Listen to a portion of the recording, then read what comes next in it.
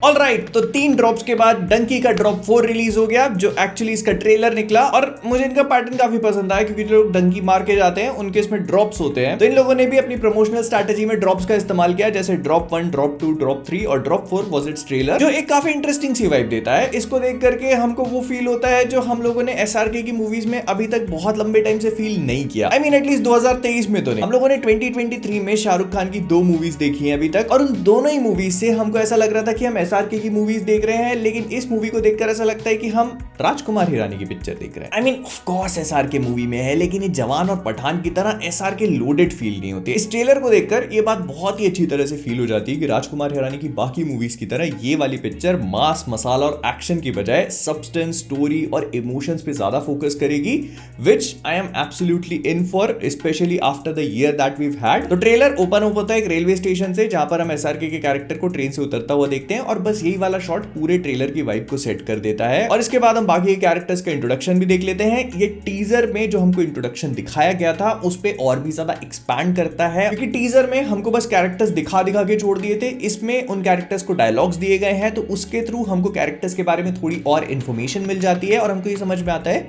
कि जितने भी कैरेक्टर्स हैं ये राजकुमार हिरानी की बाकी मूवीज की तरह थोड़े इनोसेंट, भोले भाले टाइप के होंगे और मूवी में कॉमेडिक रिलीफ का काम भी करेंगे, जो ऑनेस्टली उनकी मूवी के ऑलमोस्ट सारे ही कैरेक्टर्स करते हैं। और इस ड्रॉप का फर्स्ट हाफ थोड़ा फनी सा है, फिर इसके बाद हमको गाना दिखाया जाता है, उसके बाद जो सेकंड हाफ है वहां से इमोशंस आने शुरू होते हैं, और इसके बाद हमको रियलाइज होता है कि मूवी जो है वो थोड़ा सा डार्क टर्न भी लेगी, क्योंकि किसी की चिता विता जल रही है। और जहां तक मुझे लगता है तो that is going to be Vicky Kaushal, जो हमने अपने टीजर में भी प्रेडिक्ट किया हुआ था, क्योंकि विकी कौशल मूवी के फर्स्ट हाफ में नजर आ रहे हैं, उसके बाद कहीं पर भी दिखाई नहीं पड़ते। और मूवी का एक शॉट है जहां पर कोई जल रहा है और चलते हुए जा रहा है, तो I don't see this going well for him, क्योंकि वो एक इमोशनल मोनोलॉग भी दे रहे हैं कि भाई अंग्रेज जब आके पंजाब में रह सकता है और हमारे बीच में बात कर सकता है, तो फिर मैं जाकर वहां क्यों नहीं रह सकता। And then cut to SRK, जो कि अपने मोटिवेशंस क्लियर कर देते हैं डंकी मार के विदेश जाने के, और फिर इसके बाद हमको मल्टीपल शॉट्स दिखाए जाते हैं जिसमें वो पूरा डंकी का प्रोसेस है वो हो रहा है ना। इसमें 2-4 चीजें जो बहुत ही अच्छी तरह समझ में आती है, और वो ये है कि मूवी एक टाइम पीरियड में टेक प्लेस नहीं करने वाली है, मतलब मूवी में टाइम जंप्स होने वाली है, और ये चीज हम एसआरके के लुक से समझ सकते हैं, क्योंकि कहीं पर वो क्लीन शेव्ड है, फिर उसके बाद कहीं पर उनकी दाढ़ी बढ़ गई है, which looks superb by the way, और ऐसे करके उनके लुक्स पूरी मूवी में मल्टीपल टाइम शिफ्ट हो रहे हैं, and that I think is going to be the time jumps that we are going to see. और वही चीज बताएगी कि इस डंकी का जो प्रोसेस है उसने इन कैरेक्टर्स के ऊपर क्या टोल लिया है, and the shit that they have been put through. क्योंकि एक पॉइंट पर ऐसा लगता है कि शायद वो विदेश में जाकर सेटल भी हो गए हैं, लेकिन फिर भी अथॉरिटीज उनको पकड़ के ले जा रही है। फिर किसी चर्च में वो शादी करने की कोशिश कर रहे हैं, तो वहां लड़ाई झगड़ा हो जाता है, तो प्रोबेबली उनके डॉक्यूमेंट्स मांगे जाएंगे,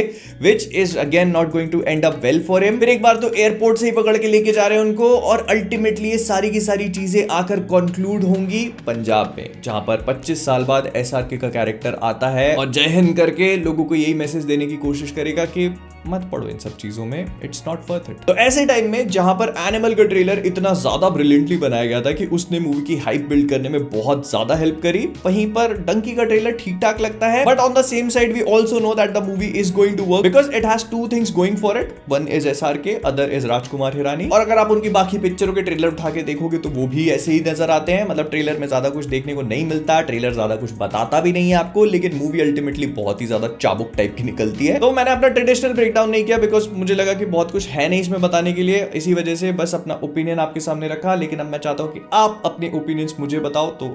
जो भी है कमेंट सेक्शन में please do let me know. और अगर आप लोगों को एनिमल वाला वीडियो देखना है तो यहाँ पर कहीं पे होगा, please go and watch it. तो अगर ये वाला वीडियो पसंद आया तो लाइक कर देना, शेयर कर देना। जाने से पहले फ्लिकर से मैं हूं Mohit, bye bye, tata, take care, and as always आज ट्यूसडे है, कुछ नहीं करो भाई, अपने अपने काम करो, पढ़ाई करो, बाय।